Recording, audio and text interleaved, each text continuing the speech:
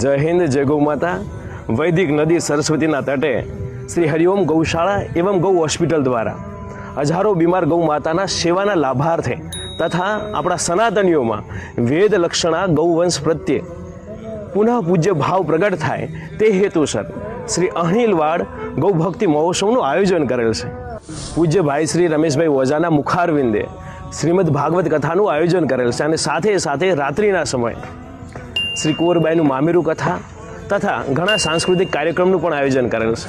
સાક્ષાત ધર્મના સ્વરૂપ જગતગુરુ શંકરાચાર્યજી સહિત ભારત વર્ષમાંથી પૂજ્ય સંતો તથા મહાપુરુષો પાટણની પાવન ધરા પર વધારશે અને પાટણની પાવન ધરાને ધન્ય કરશે। તો આવો આપણે બધા ભેગા મળી આ સત્કાર્યમાં સહભાગી થઈએ।